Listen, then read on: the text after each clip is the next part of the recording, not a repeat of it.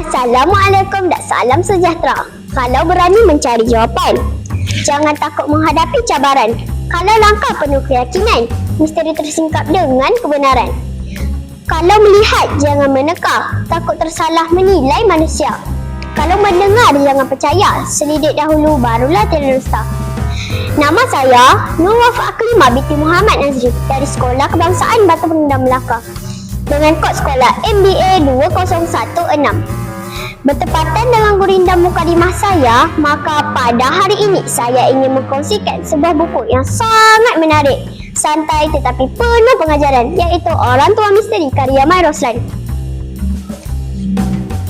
Buku ini diterbitkan pada tahun 2022 oleh terbitan Rimbunan Publishing Sedia Yang Berhad. Ilustrasi buku ini menggambarkan 3 orang sahabat yang sedang membuat penyiasatan di sebuah kampung. Baik, saya akan memulakan dengan satu situasi.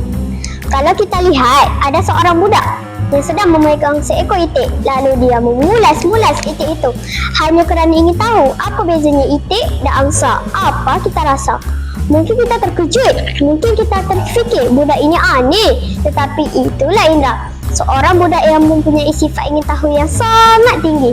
Bagi Indra, setiap perkara mesti ada jawapan. Dia bukan sekadar ingin tahu biasa, tetapi dia juga ingin bercita-cita menjadi detektif hebat dunia seperti Sherlock Holmes, detektif Conan dan juga mungkin James Bond. Jadi, tidak hairanlah kalau setiap misteri yang berlaku di kampungnya, dia orang pertama yang akan tampil untuk menyiasat. Namun, Indra tidak keseorangan. Dia ditemani 2 sahabat yang sangat berbeza tetapi saling melengkapi. Kupan dan Cak. Kupan ialah anak kepada penjaga lembu. Dia seorang yang tenang, praktikal dan banyak menggunakan pengalaman hidup. Manakala Cha pula aktif bersukan, berani, pantas dan tidak mudah takut. Gabungan 3 sahabat ini menjadikan cerita ini sangat hidup. Ada kepintaran, ada keberanian dan juga ada sedikit kenakalan yang mencuek hati. Kisah menjadi semakin menarik apabila kampung mereka, Kampung Parit Ketumbit, digemparkan dengan satu misteri. Hasil tanaman penduduk tiba-tiba hilang. Bayangkan, tanaman yang menjadi sumber rezeki hilang begitu saja, tanpa jejak. Penduduk kampung mulai panik. Mereka risau, marah dan mula mencari siapa yang bersalah. Maka dengan satu rukun tetangga ditubuhkan untuk menyiasat kejadian ini. Dalam masa yang sama, muncul seorang lelaki tua yang sangat mencurigakan, Tok Sukin. Dia sering dilihat berkeliaran di kawasan kebun, terutamanya pada waktu yang tertentu.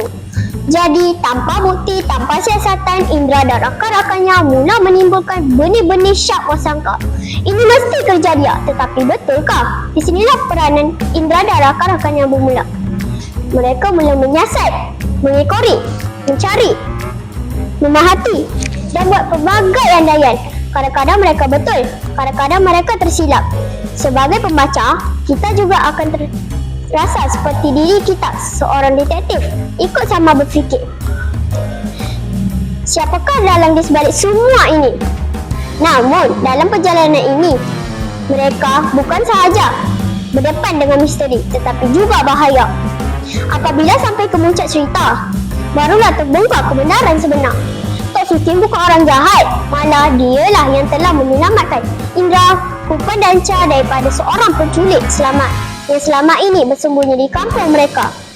Di sinilah kita sedar bahawa kadang-kadang orang yang kita sangka jahat sebenarnya itulah yang paling baik, dan orang yang kita tidak sangka sebenarnya itulah ancaman sebenar. Inilah kekuatan buku ini. Dia membuatkan kita berfikir dan menilai cara untuk kita melihat orang. Antara nilai murni yang boleh kita dapati dalam buku ini ialah berani menghadapi cabaran, saling bantu-membantu, tidak mudah percaya kabar angin dan tidak menuduh tanpa bukti. Apa yang paling saya suka ialah teknik penceritaan penulis yang bersahaja. Kita juga tidak rasa berat membaca, malah rasa ingin tahu apa yang berlaku seterusnya. Setiap bab membuatkan kita rasa ingin terus membaca tanpa berhenti.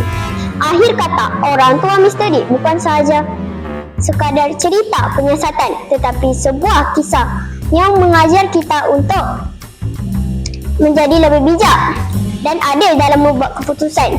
Percayalah, sekali mula membaca, memang susah nak berhenti. Sekian, terima kasih.